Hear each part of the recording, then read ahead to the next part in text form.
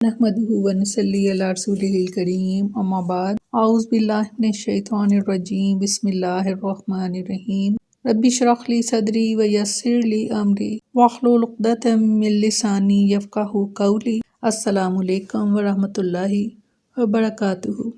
کیسے ہیں آپ سب؟ انشاءاللہ خیر و عافیت سے ہوں گے۔ اللہ تعالیٰ آپ سب کو اپنے حفظ و امان میں رکھے، آمین ثم آمین۔ 10واں پارہ سورۃ توبہ، آیت نمبر 47 to 50۔ لفظی ترجمہ: وفا معاف کرے اللہ ان کا آپ کو، لما کیوں آزنتا آپ نے اجازت دی، لہم انہیں، حتیٰ یہاں تک کہ یتبینہ ظاہر ہو جاتے لکا آپ پر، اللہ زنا وہ لوگ، صادقو جو سچے ہیں، وتعلم اور آپ جان لیتے کاذبین جھوٹوں کو، لا یستاذنک آپ سے اجازت مانگتے ہیں، اللہ زنا وہ لوگ جو یؤمنون ایمان رکھتے ہیں، باللہ اللہ پر، والیوم الآخری اور یوم آخرت پر، ان یہ کہ یجاہدوا کہ وہ جہاد کریں، بھی اموالہم اپنے مالوں کے ساتھ، وانفسہم اور اپنی جانوں کے ساتھ، واللہ اللہ علیم جاننے والا ہے، بالمتقین ڈرنے والوں کو۔ انما صرف یستاذنک وہ آپ سے اجازت مانگتے ہیں، اللہ زنا جو لوگ، لا یؤمنون نہیں ایمان رکھتے، باللہ اللہ پر، والیوم الآخر اور یوم آخرت پر، وارتابت اور شک میں پڑے ہوئے ہیں، قلوبہم ان کے دل، فہم سو وہ، فی ریبہم اپنے ہی شک میں، یترددون متردد ہیں، ولو اور اگر، ارادو ارادہ کریں، خروجا نکلنے کا، لا عدو تو البتہ تیار کرتے ہیں، لہو اس کے لیے، عدتاً کچھ سامان، ولیکن اور لیکن، کارہ اللہ بس ناپسند کیا اللہ نے، انبعاثہم ان کا اٹھنا، فثبتہ تو سو ان کو روک دیا، وقیلا اور کہہ دیا گیا، اقعدوا کہ بیٹھ رہو، مع ساتھ قاعدین بیٹھنے والوں کے، لو اگر خرجوا وہ نکلتے، فیکم تم میں،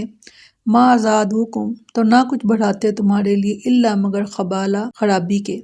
ولا اور نہ ہی، اوزاؤ وہ دوڑتے پھرتے، خلالکم تمہارے درمیان، یبغونکم چاہنے کے لیے تمہاری فتنہ تھی بگاڑ، وفیکم اور تم میں، سماعون جاسوس بھی ہیں، لہم ان کے، واللہ اللہ علیم خوب جانتا ہے، بالظالمین ظالموں کو، لقد البتہ ابتغوا چاہا تھا انہوں نے، فتنہ تھا بگاڑ، من قبل اس سے پہلے بھی، وقلبوا اور الٹ پلٹ کیا تھا، لکا آپ کے لیے، امورا کام کو، حتیٰ یہاں تک کہ جاء الحق آپ پہنچا سچا وعدہ، وظاہر اور غالب ہوا، امرو حکم، اللہ اللہ کا، وہم اور وہ، کارہون برا ماننے والے ہی رہے، ومنہم اور ان میں سے، من یقول کوئی کہتا ہے، آذن کہ آپ اجازت دیجئے، لی مجھے، ولا اور نہ تفتنی کہ مجھے ڈالیے آزمائش میں، اللہ کہ یاد رکھو، فی الفتنۃ آزمائش میں، سقطوا وہ پڑ چکے ہیں، وَإِنَّ اور بے شک جہنم لامحیط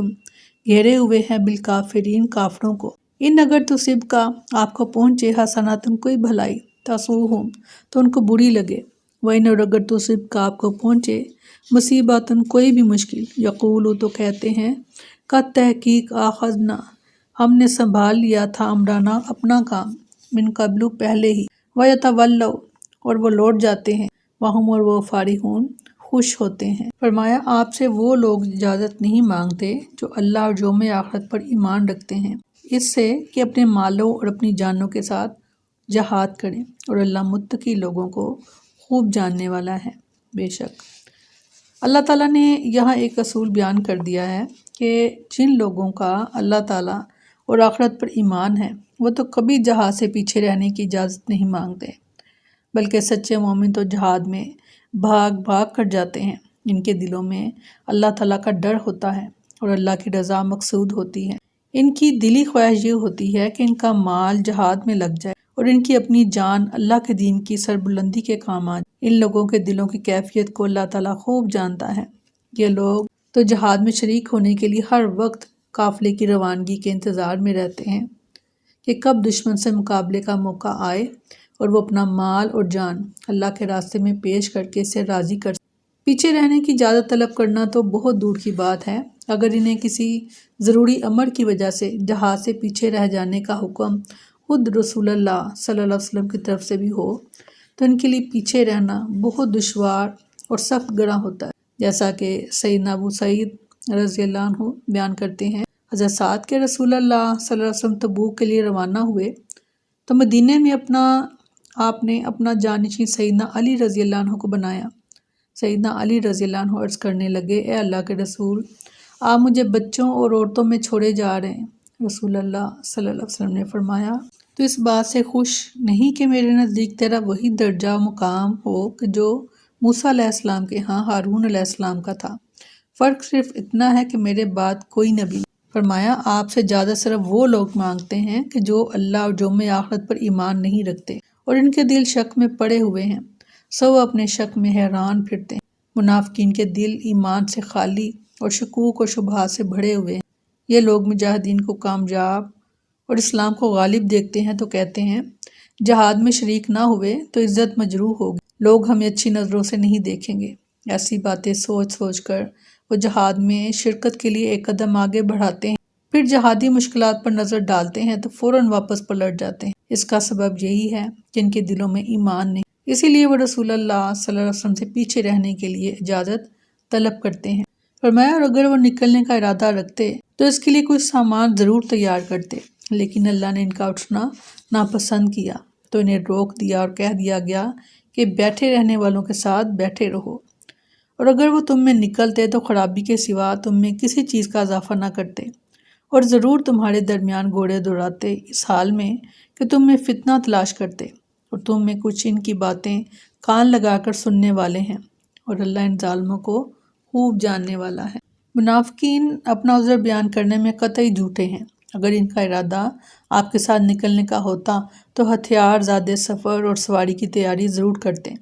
لیکن ان کا ایسا ارادہ ہی نہیں تھا، اسی لیے اگر انہیں اجازت مل جاتی تو بھی آپ کے ساتھ نہ جاتے۔ اللہ نے بھی نہیں چاہا کہ وہ آپ کے ساتھ جائیں۔ اللہ تعالیٰ فرما رہے ہیں کہ مسلمانوں، ان منافقین کا نہ نکلنا عین تدبیر الہی کے مطابق تمہارے لیے بہت ہی بہتر تھا۔ بالغرض اگر یہ لوگ سفر تبوک میں تمہارے ساتھ نکل پڑتے تو تمہاری قوت اور طاقت میں ہرگز اضافہ نہ کرتے، بلکہ تمہیں پریشان کرتے، افواہیں پھیلا پھیلا کر اضطرابی کیفیت پیدا کرتے، لوگوں کے ذہن خراب کرتے، اہل ایمان کی صفوں میں انتشار اور فساد برپا کرنے کی کوشش کرتے، ادھر کی باتیں ادھر اور ادھر کی ادھر، معمولی بات کو بڑھا چڑھا کر آپس میں دشمنیاں اور عداوتیں پیدا کرتے، اختلاف اور انتشار پیدا کرنے کے لیے بھاگے پھرتے اور اپنی شرارتوں کے ذریعے فساد کی آگ بھڑکا دیتے۔ مسلمانوں، تمہارے اندر بعض سادہ لوگ مسلمان ایسے بھی ہیں کہ جو منافقین کی باتوں کو توجہ سے سنتے ہیں اور اپنی سادگی اور بھولے پن کی وجہ سے منافقین کی شر انگیزیوں کو نہیں سمجھتے۔ اس لیے اگر بڑے بڑے منافق شریک سفرہ ہوتے تو یہ سادہ لوگ مسلمان ان کی باتوں میں آ سکتے۔ فرمایا، بلا شبہ یقیناً انہوں نے اس سے پہلے فتنہ ڈالنا چاہا اور تیرے لیے کئی معاملات الٹ پلٹ کیے، یہاں تک کہ حق آ گیا اور اللہ کا حکم جو تھا وہ غالب ہو گیا، حالانکہ وہ ناپسند کرنے والے تھے۔ اور ان میں سے بعض وہ ہیں جو کہتا ہے کہ مجھے اجازت دے دیں اور مجھے فتنے میں نہ ڈالیں، سن لو وہ فتنے میں ہی پڑے ہوئے ہیں، اور بے شک جہنم کافروں کو ضرور گھیرنے والی۔ یعنی یہ منافقین تو جب سے آپ مدینہ آئے ہیں آپ کے خلاف فتنے تلاش کرنے اور معاملات کو بگاڑنے میں سرگرم رہے ہیں، حتیٰ کہ بدر میں اللہ تعالیٰ نے آپ کو فتح اور غلبہ عطا فرما دیا جو ان کے لیے بہت ہی ناگوار تھا۔ اسی طرح غزوہ احد کے موقع پر بھی ان منافقین نے میدان جنگ سے واپس ہو کر مشکلات پیدا کرنے کی کوشش کی۔ زندگی بھر ان کی ہمدردیاں یہودیوں کے ساتھ، انہیں اکسا کر مسلمانوں کے خلاف جنگ پر آمادہ کرنا ان کا پسندیدہ مشغلہ تھا۔ اور غزوہ بنی مطلق سے واپس پر انہوں نے سیدہ عائشہ رضی اللہ عنہا پر نعوذ باللہ تہمت لگا دی اور رسول اللہ صلی اللہ علیہ وسلم کو اور مسلمانوں کو ذہنی کوفت میں مبتلا کیے رکھا، یہاں تک کہ اللہ تعالیٰ نے سیدہ عائشہ رضی اللہ عنہا کی برات جو تھی وہ نازل فرما دی۔ مسجد زرار تعمیر کر کے انہی ناپاک سازشوں کے لیے ایک نیا ڈالا جو تھا اڈا انہوں نے بنایا، اور اس کے بعد بھی ہر موقع پر بگاڑ کی کوشش کرتے رہے، حتیٰ کہ مکہ فتح ہو گیا اور اکثر عرب مسلمان ہو گئے، جس پر کف حسرت اور افسوس مل رہے ہیں۔ یہ بات جو تھی یہ بنو سلمہ کے سرداروں میں سے تھا جد بن قیس، جس نے کہا کہ مجھے فتنے میں نہ ڈالیے۔ اس کا ایک مطلب تو یہ ہے کہ اگر آپ مجھے اجازت نہیں دیں گے تو مجھے بغیر اجازت کے رکنے پر سخت گناہ ہوگا۔ اس اعتبار سے فتنہ گناہ کے معنی میں ہوگا، یعنی مجھے گناہ میں نہ ڈالیے۔ فتنے کا دوسرا مطلب ہلاکت ہے، یعنی مجھے ساتھ لے جا کر ہلاکت میں نہ ڈالیں۔ اللہ تعالیٰ نے فرمایا سن لو، وہ فتنے ہی میں پڑے ہوئے ہیں، یعنی جہاد سے پیچھے رہنا اور اس سے گریز کرنا بجائے خود ایک فتنہ اور سخت گناہ کا کام ہے جس میں یہ ملوث ہی ہیں، اور مرنے کے بعد جہنم ان کو گھیر لینے والی ہے جس سے فرار کا کوئی راستہ ان کے لیے نہیں ہوگا۔ سیدنا عبداللہ بن عمر رضی اللہ عنہ بیان کرتے ہیں کہ نبی صلی اللہ علیہ وسلم نے فرمایا کہ منافق کی مثال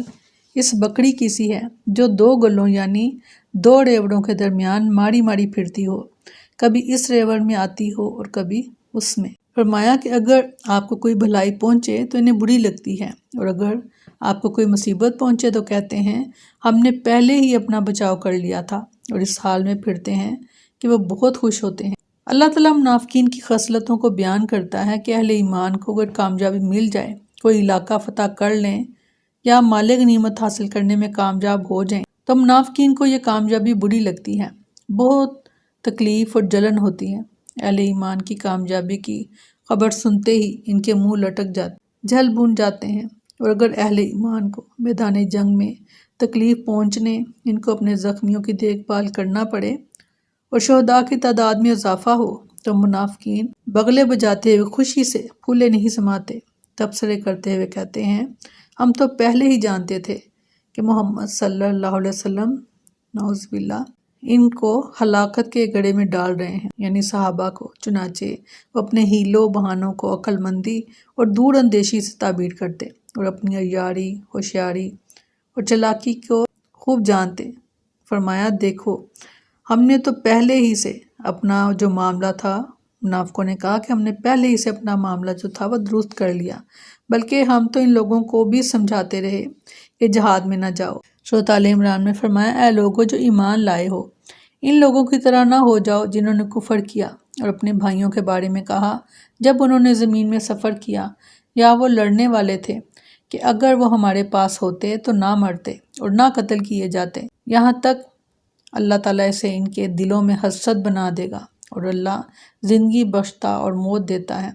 اور اللہ اس کو جو تم کرتے ہو خوب دیکھنے والا ہے۔ بے شک سورۃ نساء میں فرمایا بے شک تم میں سے یقیناً کوئی ایسا بھی ہے جو ہر صورت دیر لگا دے گا، پھر اگر تمہیں کوئی مصیبت آ پہنچی تو کہے گا بے شک اللہ نے مجھ پر انعام فرمایا جبکہ میں ان کے ساتھ موجود نہ تھا۔ استغفر اللہ۔ منافقین کے بارے میں ہم سورۃ توبہ پڑھ رہے ہیں، آپ ان کے احوال جان رہے ہیں اور آپ دیکھ رہے ہیں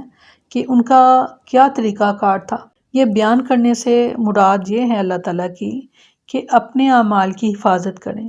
اور اپنے آپ کو بار بار ٹٹولتے رہیں اور دیکھتے رہیں، ساتھ ساتھ جیسے آپ گھڑوں کی صفائی کرتے ہیں ایسے ہی اپنے دلوں کی صفائی بھی کیا کریں، اور جب ایمان میں کمزوری پائیں تو ایسے لوگوں کے پاس بیٹھا کریں کہ جن کے پاس بیٹھنے سے آپ کا ایمان تازہ ہو۔